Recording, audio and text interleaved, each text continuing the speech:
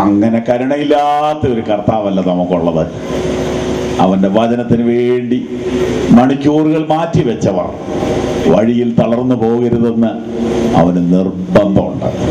അവരെ പട്ടിണിയായി വിട്ടയച്ചാൽ അവർ വഴിയിൽ തളർന്നു പോകും എന്ന് കരുണ തോന്നി വിളിച്ചു പറഞ്ഞ ഒരു യേശു എത്ര വലിയവനാണ്. ഇന്ന് രാത്രി സുഹൃത്തെ, ആത്മീക കാര്യങ്ങൾക്ക് നീ മുൻതൂക്കം കൊടുത്താൽ നിന്റെ ഭൗതിക കാര്യങ്ങളെ അവൻ മറക്കുകയില്ല. സ്തോത്രം. അങ്ങനെ യേശുവിന്റെ 2 അത്ഭുത പ്രവൃത്തികൾ ഈ അധ്യായത്തിൽ നിങ്ങൾക്ക് കാണാം. 1 അപ്പത്തിലെ അത്ഭുതം, 2 വെള്ളത്തിലെ അത്ഭുതം. അപ്പത്തിലെ അത്ഭുതം വിശന്നിരിക്കുന്ന ശിഷ്യഗണങ്ങളെ, ജനങ്ങളെ, പുരുഷാരത്തെ കണ്ട് മനസ്സലിഞ്ഞാണ് ചെയ്തത്. ആ കഠിനമായ മീറ്റിങ്ങിന്റെ ചെലവും കഷ്ടപ്പാടും കഴിഞ്ഞ് അന്ന് രാത്രി തന്നെ പടകിൽ കയറി അക്കരയ്ക്ക് പോകുവാൻ ശിഷ്യന്മാരെ അവൻ പറഞ്ഞയച്ചു. ആ രാത്രിയിൽ ആ വള്ളത്തിൽ, ആ ബോട്ടിൽ വെള്ളം കയറി അവർ മുങ്ങിപ്പോകുന്ന നില വന്നു. ആരും സഹായിക്കാനില്ലാത്ത ആ സമയത്ത് യേശു വെള്ളത്തിന്റെ മുകളിലൂടെ നടന്നു ചെന്ന് കാറ്റിനെയും കടലിനെയും ശാന്തമാക്കി ശിഷ്യന്മാരെ ഉദ്ദിഷ്ട സ്ഥലത്ത് എത്തിച്ചു. അവിടെയും കരുണയിൽ നിന്നാണ്, അത്യാവശ്യത്തിൽ നിന്നാണ് അവൻ അത്ഭുതം ചെയ്തത്. ഇന്നും അവൻ അത്യാവശ്യത്തിന്റെ മുഖത്ത് അത്ഭുതം ചെയ്യുന്നവനാണ്. ഇന്നും അവൻ നിലവിളിക്കുന്നവർക്ക് വേണ്ടി അത്ഭുതം ചെയ്യുന്നവനാണ്. ഇന്നും അവൻ എല്ലാ വാതിലും അടഞ്ഞവർക്ക് വേണ്ടി വാതിൽ തുറക്കുന്നവനാണ്. എനിക്ക് ഈ കഴിഞ്ഞ ഞായറാഴ്ചത്തെ മലയാള മനോരമ പത്രത്തിന്റെ ഞായറാഴ്ച പതിപ്പ് വായിച്ചപ്പോൾ ആ സഹോദരി ഏത് സഭക്കാരിയാണെന്നൊന്നും എനിക്ക് വിഷയമല്ല. ലാസറിനെ ഉയർപ്പിച്ച കർത്താവേ എന്നൊരൊറ്റ പ്രാർത്ഥന ആ സഹോദരി ശവത്തിന്റെ മുമ്പിൽ മുട്ടുകുത്തി പ്രാർത്ഥിച്ചപ്പോൾ മോർച്ചറിയിലേക്ക് കൊണ്ടുപോയ ഡെഡ് ബോഡിയുടെ കണ്ണിൽ നിന്ന് കണ്ണുനീർത്തുള്ളി ചാടി എന്ന് വായിച്ചപ്പോൾ എന്റെ കണ്ണിൽ നിന്നൊരു കണ്ണുനീർത്തുള്ളി ചാടി. ഞാൻ ദൈവത്തെ സ്തുതിക്കുന്നു. ഓ, ഏതായാലും 2000 കൊല്ലം മുമ്പ് നടന്ന ആ കാര്യം പറഞ്ഞ് പ്രാർത്ഥിക്കാൻ ആ സഹോദരിക്ക് തോന്നിയല്ലോ. സ്തോത്രം. ഇത് ഞാൻ പറഞ്ഞപ്പോ എന്നോട് 2-3 പേര് ചോദിക്കുക, പുള്ളിക്കാരൻ ഏത് സഭക്കാർ? നമ്മുടെ മനസ്സ് എവിടെ കിടക്കുന്നു? നമുക്ക് ഉടനെ അറിയേണ്ടത് അത് ദശാരോനിലാണോ IBCയിലാണോ എന്ന് അറിയണം. എന്തൊരു കഷ്ടതയാ. ഞാൻ പറഞ്ഞ അവരാരെയാ വിളിച്ചെന്ന് നിങ്ങൾ നോക്ക്. അതിനെങ്കിലും ഒരു സ്തോത്രം പറ. പിന്നെ ബാക്കി നമുക്ക് എവിടെയാന്ന് പിന്നെ അന്വേഷിക്കാം. അല്ല, എന്നാലും നമ്മുടെ കൂടെ വരുമോ എന്നറിയട്ടെ.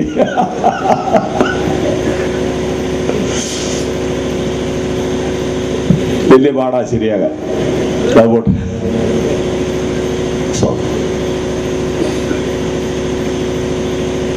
യേശു എന്നും അത്ഭുതം ചെയ്യുന്നു എന്ന് പറയുന്നതിൽ എനിക്ക് സന്തോഷമുണ്ട്. എല്ലായിടത്തും ചെയ്യുമോ എന്ന് നിങ്ങൾ ചോദിച്ചേക്കാം. എപ്പോഴും ചെയ്യുമോ എന്ന് നിങ്ങൾ ചോദിച്ചേക്കാം. ഉത്തരം, അത്യാവശ്യം വരുന്നിടത്ത് ചെയ്യും. അത് അത്യാവശ്യമാണെന്ന് നിങ്ങൾ പറഞ്ഞാൽ പോരാ, തമ്പുരാനും കൂടെ തോന്നണം. എനിക്കിപ്പോ ഒരു ഹെലികോപ്റ്റർ വേണമെന്ന് അത്യാവശ്യമാണെന്ന് ഞാൻ പറഞ്ഞാൽ കർത്താവിന് തോന്നണ്ടേ? കാരണം ഈ വഴി മുഴുവൻ കുഴിയായതുകൊണ്ടാണ് ഞാൻ പറഞ്ഞത്. നിങ്ങൾ അത്യാവശ്യം എന്ന് പറഞ്ഞാൽ ഉടനെ വരികയില്ല, കർത്താവിന് കൂടെ തോന്നണം. അത് നിങ്ങൾക്ക് അത്യാവശ്യമാണെന്ന് അങ്ങനെ തോന്നിയാൽ ഇന്ന് രാത്രി നടപടിയാ, പേടിക്കണ്ട. അവൻ അന്ന് അത്ഭുതം ചെയ്തു, ഇന്നും അത്ഭുതം ചെയ്യുന്നു. ഇന്ന് രാത്രി പയ്യപ്പാടി കൺവെൻഷനിൽ വിളിച്ചു പറയുന്നു, യേശു ഇന്നും അത്ഭുതങ്ങൾ ചെയ്യുന്നു. പക്ഷെ ചോദ്യം, നിങ്ങൾക്ക് അവന്റെ അത്ഭുതം മതിയോ, അവന്റെ ഉപദേശം വേണോ? നിങ്ങൾക്ക് അവന്റെ അത്ഭുതം മതിയോ, അവന്റെ ടീച്ചിങ്സ്, അവന്റെ പഠിപ്പിക്കൽ വേണോ?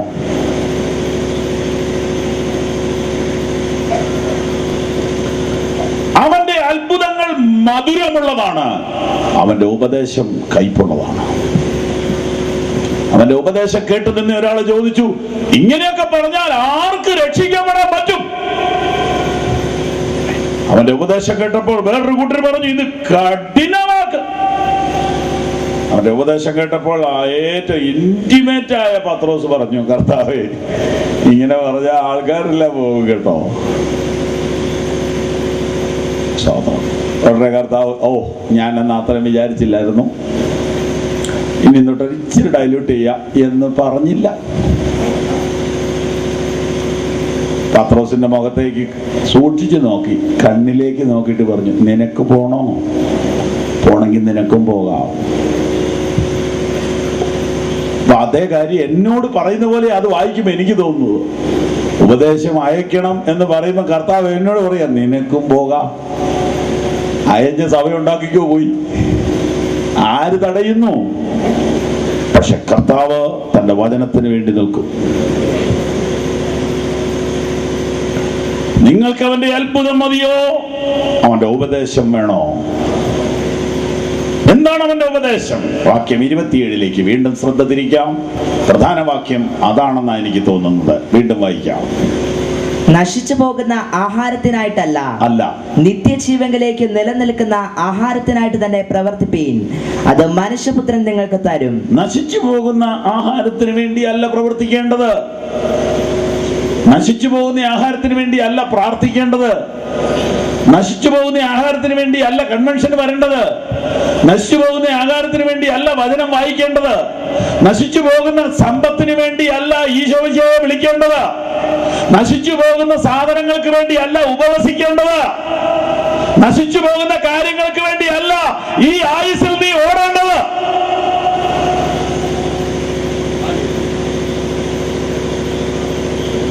അയ്യോ, അപ്പൊ ഉപവസിച്ചതെല്ലാം മണ്ടത്തിലായോ? കുഴപ്പമില്ല, ഇനിയുള്ളത് ചോദ്യം ചെയ്യാമല്ലോ. എന്താ പാസ്റ്റർ ഈ നശിച്ചു പോകുന്നു എന്ന് പറഞ്ഞത്? നശിച്ചു പോകുന്നെന്ന് പറഞ്ഞത് വീടിന്റെ കാര്യമാണ്. വീട്, കാറിന്റെ കാര്യം,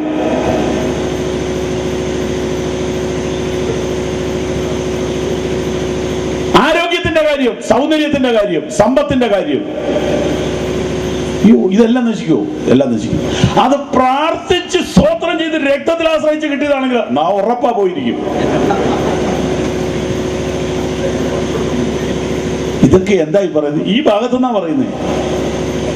ഇന്നലെ യേശു പ്രാർത്ഥിച്ച് അനുഗ്രഹിച്ച് കൊടുത്ത അപ്പം തിന്ന ആളുകൾ വീണ്ടും കിട്ടുമെന്നോർത്ത് വന്നപ്പോ പറയാ അത് നശിച്ചു വേണോ?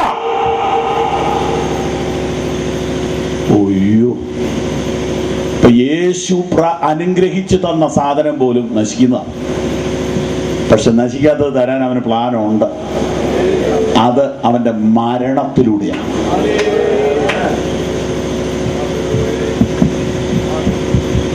നിങ്ങൾക്ക് മരിക്കുന്നതിന് മുമ്പുള്ള ക്രിസ്തുവിനെ വേണോ?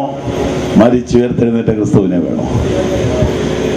മരിക്കുന്നതിന് മുമ്പുള്ള ക്രിസ്തു ചെയ്ത അത്ഭുതങ്ങളെ മാത്രം വായിച്ച് ധ്യാനിച്ച് അതിൽ ഹല്ലേലൂയ പറഞ്ഞ് അവസാനിപ്പിക്കരുത്. മരിച്ചുയർത്ത യേശുവിനെ കാണണം. സത്യങ്ങൾ ഒരുപാട് ആഴത്തിലേക്ക് നമ്മളെ കൊണ്ടുപോകും. എന്നാൽ ഒരു പബ്ലിക് മീറ്റിങ്ങിൽ അതത്രയും ആഴത്തിൽ പോകാൻ പറ്റില്ലെന്നുള്ളത് നിങ്ങൾക്ക് എല്ലാവർക്കും അറിയാം. അങ്ങനെ പോയാൽ ഉദ്ദേശിക്കുന്ന കാര്യം നടക്കത്തില്ല. സുവിശേഷം നിങ്ങൾക്ക് ഗ്രഹിക്കണമല്ലോ. വളരെ ഡീപ്പായിട്ടുള്ള ഒരു പഠനമാണ് യോഹന്നാൻ 6 കിടക്കുന്നത്. 71 വാക്യങ്ങൾ ഈ അധ്യായത്തിന് ഉണ്ട്. അതിൽ 20 വാക്യങ്ങൾ കൊണ്ട് 2 അത്ഭുതങ്ങൾ എഴുതി തീർത്തു. പിന്നെയുള്ള 50 വാക്യങ്ങൾ ഉപയോഗിച്ച് അവന്റെ ഉപദേശങ്ങൾ പഠിപ്പിക്കുകയാണ്. അവൻ എന്തിനാണ് സ്വർഗത്തിൽ നിന്ന് ഭൂമിയിൽ വന്നത്? അവൻ ആരാണ്? അവൻ എന്താണ് ചെയ്യാൻ പോണത്?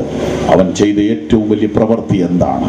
അവൻ മനുഷ്യർക്ക് വേണ്ടി തന്ന ഏറ്റവും വലിയ ദാനം എന്താണ്? അവൻ എനിക്ക് വേണ്ടി തന്ന ഏറ്റവും വലിയ ഉപകാരം എന്താണ്? അവൻ ഇന്നും എനിക്ക് വേണ്ടി തന്നുകൊണ്ടിരിക്കുന്നത് എന്താണ്? അവനിൽ നിന്ന് എനിക്ക് കിട്ടാവുന്ന ഏറ്റവും വലിയ നന്മ എന്താണ്? ഈ കാര്യങ്ങളെല്ലാം തുടർന്നുള്ള വാക്യങ്ങളിൽ യേശു പറഞ്ഞിരിക്കുന്നു. അവൻ എനിക്ക് വേണ്ടി തന്ന ഏറ്റവും വലിയ ദാനം എന്താണ്?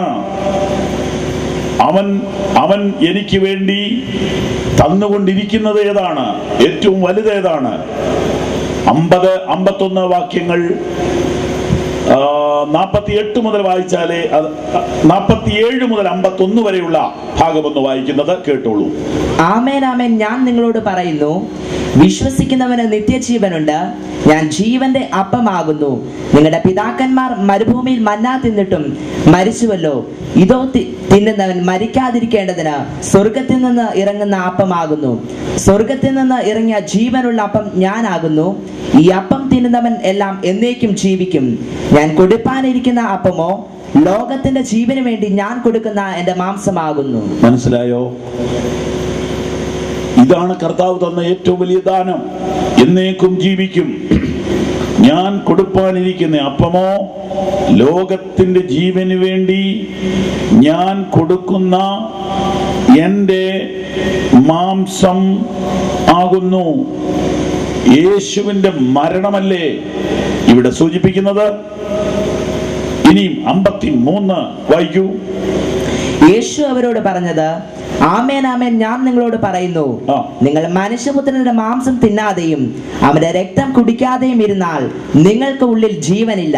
ഉള്ളിൽ ജീവൻ, ആത്മജീവൻ, ദൈവജീവൻ, അതാണ് നിത്യജീവനിലേക്ക് പോകുന്നത്. അത് നിങ്ങൾക്ക് യേശു തന്ന ആ യവത്തപ്പം കൊണ്ട് ഉണ്ടാകുന്നില്ല. പിന്നെയോ യേശുവിന്റെ മരണത്താലാണ് അത് നിങ്ങൾക്ക് ലഭ്യമാകുന്നത്.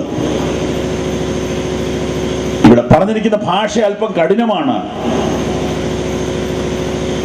മനുഷ്യപുത്രന്റെ മാംസവും രക്തവും നിങ്ങൾക്ക് ലഭിച്ചെങ്കിലേ നിങ്ങൾക്ക് നിത്യജീവൻ ലഭിക്കുകയുള്ളൂ. യേശുവിന്റെ ശരീരം എന്ന് പറഞ്ഞാൽ എന്താ? വചനം ജഡമായി തീർന്നതാ. അപ്പൊ യേശുവിന്റെ ശരീരം ഭക്ഷിക്കുക എന്നതിന്റെ ഏറ്റവും ക്ലിയർ, വ്യക്തമായ അർത്ഥം വചനം ഭക്ഷിക്കുക എന്നാ. അപ്പം നിത്യജീവൻ പ്രാപിക്കുവാൻ അവൻ തന്ന അത്ഭുതം അനുഭവിച്ചാൽ പോരാ. അവൻ തന്ന അത്ഭുതങ്ങൾ വിലയേറിയതാണെങ്കിലും നിത്യജീവൻ പ്രാപിപ്പാൻ അത് പോരാ. നിത്യജീവൻ അതിനേക്കാൾ പ്രത്യേകമാണ്, വ്യത്യസ്തമാണ്. അവിടേക്ക് നിങ്ങളുടെ ചിന്തയെ കൊണ്ടുപോകുവാനാണ് ഞാൻ ഇന്ന് രാത്രിയിൽ ആഗ്രഹിക്കുന്നത്. ഈ കടുപ്പം കൂടിയ കാര്യം യേശു പറയുന്നത് അവരുടെ ഭൗതിക ആവശ്യമായ വിശപ്പിനുള്ള അപ്പം കൊടുത്ത ശേഷമാണ്.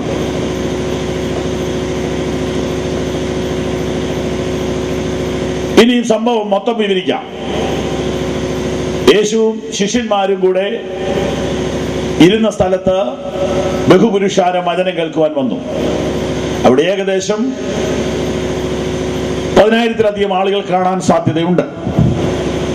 ഈ വലിയ പുരുഷാരം കർത്താവിന്റെ വചനം കേട്ടിട്ട് പിരിഞ്ഞു പോകുന്ന സമയമായപ്പോൾ കർത്താവ് പറഞ്ഞു, നിങ്ങൾ അവർക്ക് ഭക്ഷിക്കാൻ കൊടുക്കണം.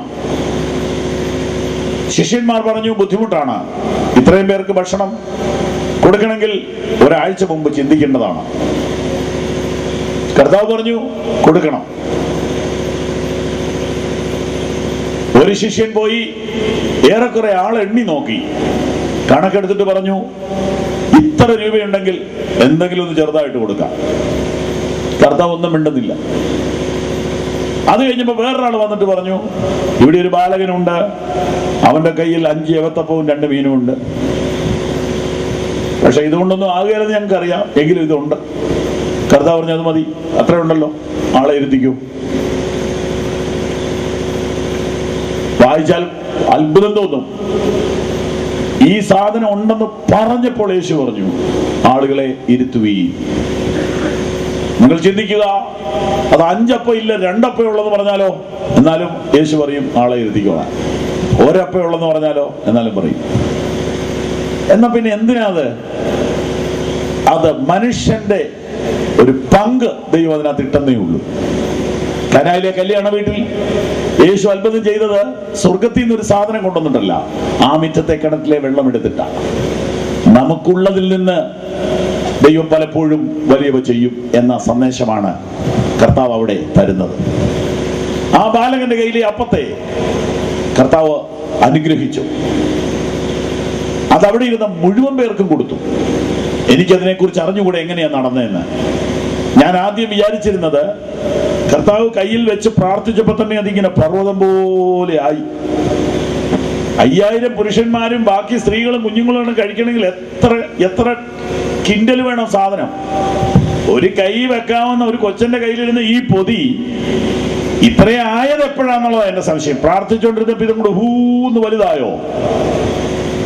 ഇത് എപ്പോഴാണ് വലുതായത്? എനിക്ക് ഒടുവിൽ മനസ്സിലായത് ഇങ്ങനെയാണ്. കർത്താവിന്റെ രീതികളെ കുറിച്ച് പഠിച്ചപ്പോൾ എനിക്ക് മനസ്സിലായി, വിധവയുടെ കലത്തിലെ മാവ് കുറഞ്ഞില്ലെന്നാണ് എഴുതിയിരിക്കുന്നത്, കൂടിയിട്ടുമില്ല. എല്ലാ ദിവസവും കഴിച്ചുകൊണ്ടിരുന്നു. എടുത്ത അത്രയും ആ പാത്രത്തിലുണ്ടായിരുന്നു. യേശു ആ 5 അപ്പത്തെ നുറുക്കി 12 കൊട്ടയിലിട്ടു.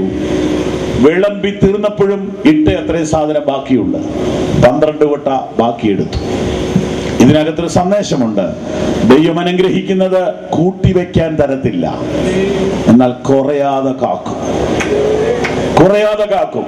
ഭൂമിയിലെ ഏറ്റവും വലിയ കോടീശ്വരനാകണമെന്ന് എനിക്കൊരു ആഗ്രഹമുണ്ട്. പാസ്റ്ററെ ഒന്ന് പ്രാർത്ഥിക്കണേ എന്ന് പറഞ്ഞാൽ പിശാചിനോട് പ്രാർത്ഥിക്കുന്നതായിരിക്കും നല്ലത്. നിന്റെ ആവശ്യം നടത്തണമെങ്കിൽ യേശുവിനോട് പ്രാർത്ഥിച്ചാൽ മതി. നിങ്ങൾക്ക് ആവശ്യമുള്ളത് ഇന്നതെന്ന് കർത്താവ് അറിയുന്നു. എന്നാൽ എനിക്ക് ഇവിടുത്തെ കോടീശ്വരന്മാരുടെ ലിസ്റ്റിൽ എന്റെ പേരൊന്ന് വരണമെന്ന് ആഗ്രഹമുണ്ടെങ്കിൽ അതിന് തരുന്ന ഒരാളുണ്ട്. ആ പുള്ളി യേശുവിനോട് പറഞ്ഞു, വീട് എന്നെ ഒന്ന് നമസ്കരിച്ചാൽ നിന്നെ ഇവിടുത്തെ കോടീശ്വരനാക്കാം. ആ പുള്ളിയെ സമീപിക്കുന്നതാണ് അതിന് നല്ലത്. എന്നാൽ നിങ്ങൾക്ക് ദിനംതോറുമുള്ള ആവശ്യങ്ങൾ നടത്തി തരാമെന്ന് യേശു പറഞ്ഞിട്ടുണ്ട്. ഇന്നും അവൻ ആവശ്യങ്ങൾ നടത്താൻ മതിയായവനാണ്. എന്നാൽ ആവശ്യത്തിലധികം ഒരാളെ ഏൽപ്പിച്ചിട്ടുണ്ടെങ്കിൽ എന്തിനാണെന്നറിയാമോ? ദൈവരാജ്യത്തിന്റെ പ്രവർത്തനത്തിന് വേണ്ടിയാണ്, പാവപ്പെട്ടവരെ സഹായിക്കാൻ വേണ്ടിയാണ്, ബുദ്ധിമുട്ടുന്നവരെ താങ്ങാൻ വേണ്ടിയാണ്. അല്ലാതെ ദൈവം ആരെയും ഏൽപ്പിക്കുകയില്ല. ഇങ്ങനെ കർത്താവ് ഈ 5 അപ്പം കൊണ്ട് അവിടെ വന്ന മുഴുവൻ പേരെയും പോഷിപ്പിച്ചു. വളരെ സന്തോഷത്തോടു കൂടെ അവർ പിരിഞ്ഞുപോയി.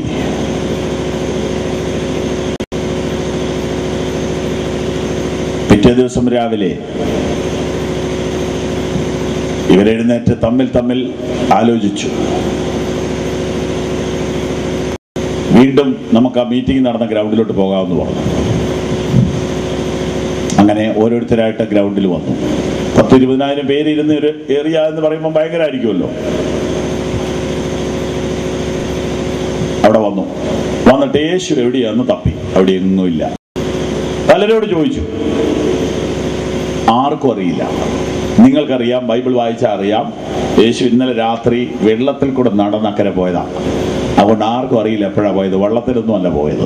അതുകൊണ്ട് എങ്ങോട്ട് പോയി ആരും അറിഞ്ഞില്ല. ഇവര് പിന്നെ വള്ളത്തെ കയറി അക്കരെ ചെന്നപ്പോൾ യേശുവിനെ കണ്ടു. സംഭവം വായിച്ച് കേൾപ്പിക്കാൻ പോകുന്നു. 22-ാം വാക്യം മുതൽ വായിക്കാം. പിറ്റേന്നാൾ കടൽക്കരയ്ക്ക് നിന്ന പുരുഷന്മാരും ഒരു പടകല്ലാതെ അവിടെ വേറെ ഇല്ലായിരുന്നു എന്നും യേശു ശിഷ്യന്മാരോടുകൂടെ പടകിൽ കയറാതെ ശിഷ്യന്മാർ മാത്രം പോയിരുന്നു എന്നും ഗ്രഹിച്ചു. എന്നാൽ കർത്താവ് വാഴ്ത്തിയിട്ട് അവർ അപ്പം തിന്ന സ്ഥലത്തിനരികെ തിബരിയസിൽ നിന്ന് ചെറുപടകുകൾ എത്തിയിരുന്നു. യേശു അവിടെ ഇല്ല എന്ന് ശിഷ്യന്മാരും ഇല്ല എന്ന് പുരുഷാരം കണ്ടപ്പോൾ, യേശു അവിടെ ഇല്ല, ശിഷ്യന്മാരും ഇല്ല എന്ന് പുരുഷാരം കണ്ടപ്പോൾ തങ്ങളും പടക് കയറി യേശുവിനെ തിരഞ്ഞ് കഫർന്നഹൂമിൽ എത്തി. വായിക്കാം. കടൽക്കരയ്ക്ക് അവനെ കണ്ടെത്തിയപ്പോൾ, റബ്ബി, നീ എവിടെ ഇവിടെ വന്നു എന്ന് ചോദിച്ചു. മതി, നിർത്തിക്കോ. കടൽക്കര അവനെ കണ്ടെത്തിയപ്പോൾ, റബ്ബി, നീ എപ്പോൾ ഇവിടെ വന്നു എന്ന് ചോദിച്ചു.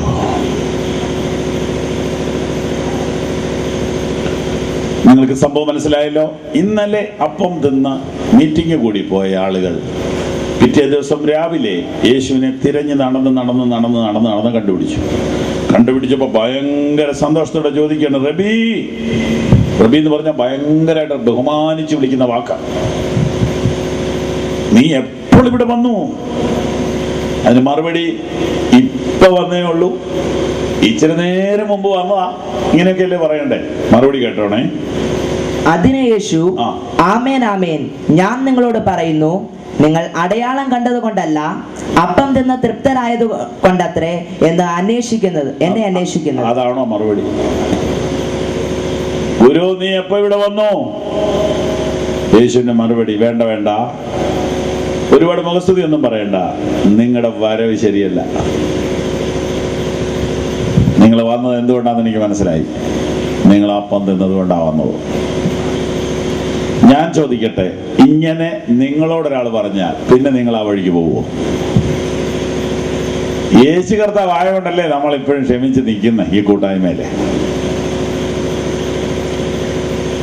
അപ്പൊ കർത്താവിന് ഇങ്ങനെ ഒരു മോഹമുണ്ട്. മോഹത്തടിച്ച പോലെ സംസാരിക്കുക, ഇൻസൾട്ട് ചെയ്ത് സംസാരിക്കുക.